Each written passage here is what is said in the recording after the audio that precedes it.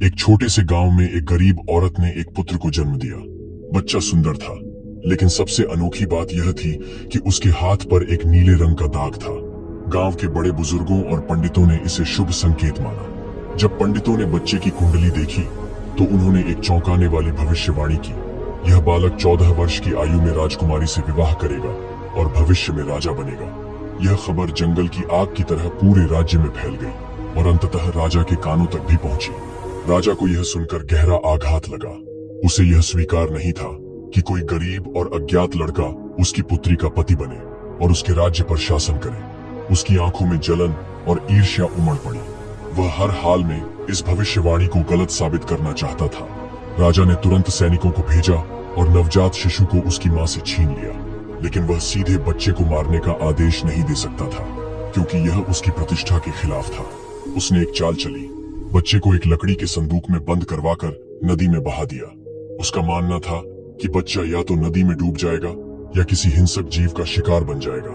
राजा द्वारा नदी में बहाया गया संदूक बहता हुआ दूर एक गांव की ओर चला गया। संयोग से वह एक पंचक्की में जाकर अटक गया। उस पंचक्की का मालिक एक दयालु वृद्ध व्यक्ति था, जिसका कोई संतान नहीं था। जब उसने संदूक खोला तो अंदर एक मासूम नवजात शिशु को देखकर वह दंग रह गया। बच्चे की नाजुक मुस्कान ने उसके हृदय को पिघला दिया और उसने उसे अपनी संतान के रूप में पालने का निश्चय किया। वृद्ध व्यक्ति ने बच्चे का नाम वीर रखा और उसे बड़े प्यार से पाला। वीर बचपन से ही बुद्धिमान और साहसी था।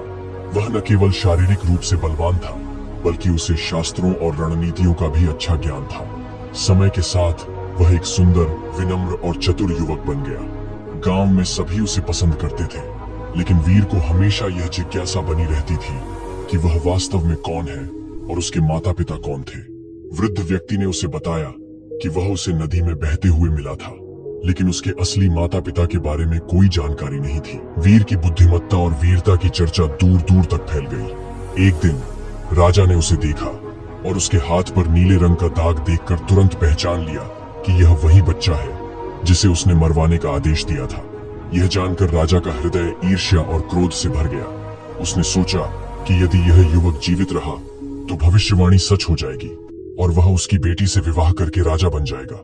राजा ने चालाकी से वीर को अपने पास बुलाया और कहा, तुम बहुत प्रतिभाशाली और साहसी हो। मुझे तुम पर विश्वास है, इसलिए मैं तुम्हें एक विशेष संदेश लेकर रानी के पास भेज रहा हूँ। राजा ने पत्र में लिखा, इस पत्र को पढ़ते ही इसे लाने वाले युवक को तुरंत मृत्यु दंड दे दिया जाए। वीर को इस षड्यंत्र की भनक तक नहीं लगी।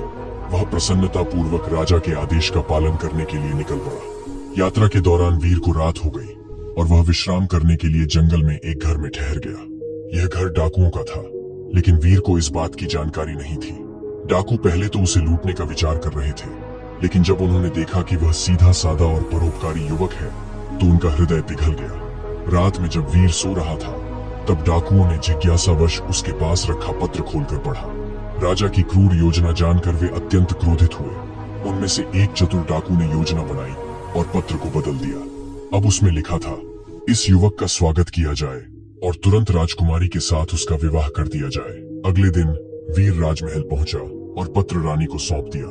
रानी ने जैसे ही पत्र पढ़ा वह प्रसन्न हो गई। उसे लगा कि राजा ने खुद इस युवक को अपने दामाद के रूप में स्वीकार कर लिया है। तुरंत राजमहल में विवाह की तैयारियां शुरू कर दी गई। जल्द ही राजकुमारी का विवाह वीर से हो गया। जब राजा महल लौटकर आया और उसने देखा कि उसकी बेटी का विवाह उसी युवक से हो चुका है जिसे वह मारना चाहता था, तो उसका गुस्सा 7वें आसमान पर पहुंच गया। वह सोचने लगा कि सीधे तौर पर उसे मारना अब संभव नहीं। वह अब राजकुमारी का पति था। राजा ने सोचा कि इसे असंभव कार्य पर भेजकर मरवा दिया जाए। राजा ने युवक को दरबार में बुलाया और कहा, यदि तुम सच में मेरे योग्य दामाद बनना चाहते हो तो तुम्हें मेरी एक परीक्षा देनी होगी। युवक ने निडर होकर कहा, मुझे बताइए, मुझे क्या करना होगा? राजा ने मुस्कुराते हुए कहा, तुम्हें शैतान के सिर से 3 सोने के बाल लाने होंगे। यदि तुम यह कार्य सफलतापूर्वक कर पाते हो तो मैं तुम्हें अपना उत्तराधिकारी मान लूंगा, लेकिन यदि तुम असफल हुए तो तुम्हें मौत मिलेगी। यह सुनकर दरबार में सन्नाटा छा गया। सभी जानते थे कि यह कार्य असंभव था, क्योंकि शैतान के महल तक कोई भी व्यक्ति जीवित नहीं पहुंचता। लेकिन युवक को खुद पर पूरा विश्वास था। उसने राजा की शर्त स्वीकार कर ली और यात्रा के लिए निकल पड़ा। राजकुमारी को इस परीक्षा की चिंता हो रही थी। लेकिन युवक ने उसे दिलासा दिया और कहा, चिंता मत करो, मैं जल्द ही लौट कर आऊंगा। युवक ने राजा की कठिन शर्त स्वीकार कर ली थी और शैतान के 3 सोने के बाल लाने की यात्रा पर निकल पड़ा। रास्ता लंबा और खतरों से भरा था, लेकिन वह निडर होकर आगे बढ़ता गया। युवक चलते चलते एक गांव में पहुंचा, जहां लोग प्यासे थे, क्योंकि गांव का एकमात्र कुआं सूख चुका था। परेशान ग्रामीणों ने युवक से कहा, यदि तुम शैतान के पास जा रहे हो तो कृपया उससे पूछना कि हमारा कुआं सूख क्यों गया है। युवक ने उनकी परेशानी सुनी और वादा किया कि वह शैतान से इसका उत्तर लेकर लौटेगा। आगे बढ़ते हुए युवक एक भव्य महल के पास पहुंचा। महल के बाहर एक विशाल पेड़ था, जो पहले सोने के सेब देता था, लेकिन अब पूरी तरह सूख चुका था।